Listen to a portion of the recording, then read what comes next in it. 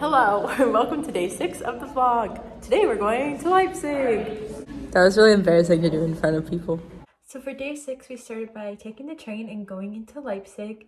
I really enjoyed taking the train and kind of utilizing the public transport that's here in mass transit that we don't really have in America, and it's really cool to see how many people really use it. Because I was talking about Time to go to Zeitz, time to go to Zeitz, or wait, Leipzig. We're going to Leipzig.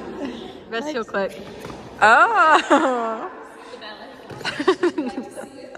Train time, train time. All she want to do is ride the train. Once we arrived in the train station, we went to the bathroom and you had to pay €1 to go in. But it was a really cool system to kind of see how automated it was in the way they use public restrooms. Kamari did set an alarm off, but it was really fun. Not fun, I guess, I didn't in the bathroom, but it was interesting to kind of see because we don't really have like pay toilets like that I've ever been to. After that, we met a couple of the professors, faculty, and students from the University of Leipzig, and we got on these bikes and kind of walked around the city looking for these bikes, and then we headed to like ride around the city. We're going on the bikes. Leipzig was a really beautiful city, and it was cool to see a city that was so walkable without feeling so overwhelming like New York City or something. that's my little, I'm gonna sit in there. I had a really difficult time because I couldn't really stay with my arm, which kind of went a little bit like this.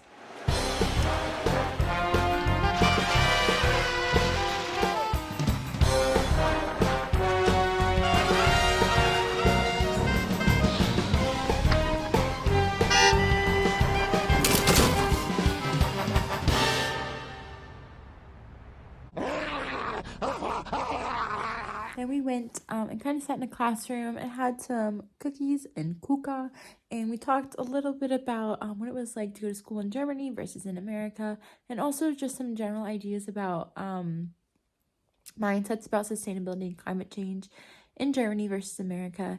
It was interesting to me to hear they have similar problems about people not really accepting climate change and kind of not wanting to promote climate change, and also ideas of individuality versus system and how individual climate action can feel so useless sometimes when faced with the gravity of the problem in industry.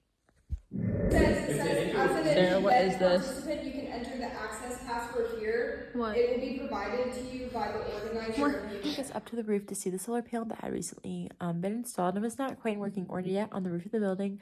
I have definitely seen a lot of solar on the different buildings in the houses, like I showed in some other vlogs. But it was really cool to kind of hear more about how they work. I've heard a lot about solar panels in my environmental classes, but kind of seeing one really helps with like identifying the different parts of it. It was really cool to kind of see and talk about Germany and the different ways that they're utilizing this energy. I really like that the renewable energy is used on the grid before energy produced by things like coal.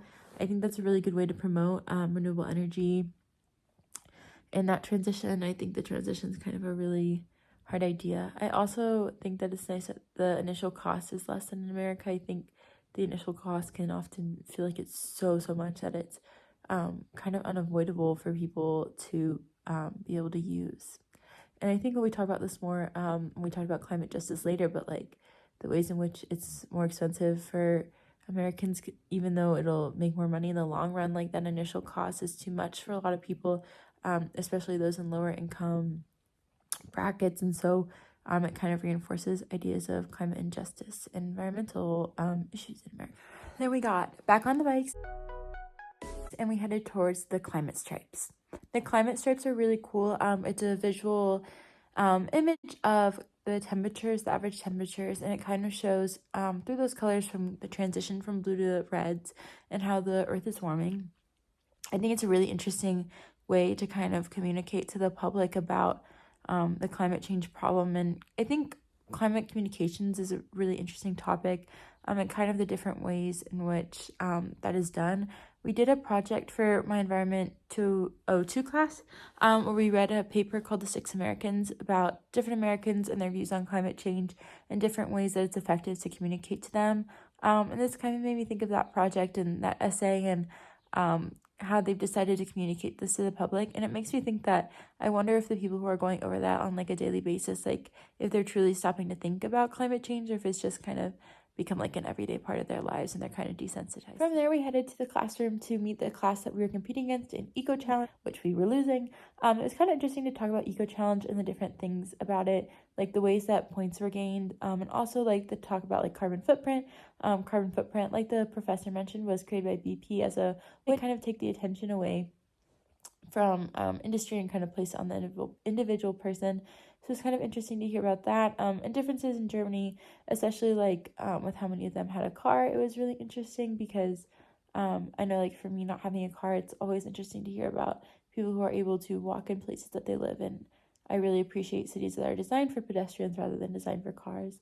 And then after that, we went to a Zoom panel and heard from a bunch of really cool feminist environmentalists from all across the world about climate justice and feminism.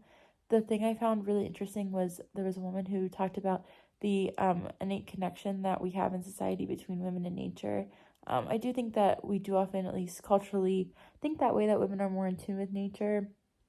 And so it was really interesting to hear about how, with that role assigned to us, it's been really important for us as women to recognize the changes in climate and kind of amplify the voices of women in the climate change movement. And I think it's really a great way to highlight that through this panel. And it was very cool to hear from these women about their different experiences in their parts of the world. After a little debrief with the other class, we went our different ways, and Savannah, Sam, Sarah, and I just took a little walk through the city, got dinner and some drinks, and just hung out before we headed back to the train station to make our way back to our little different villages. And so I just came back and went to sleep.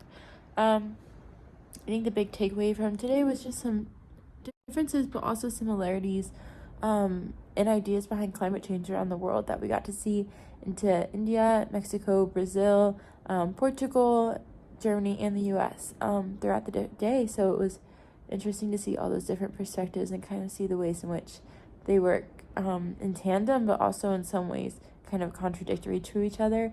We learned a lot about like the differences. The power just went out. The storm was so bad.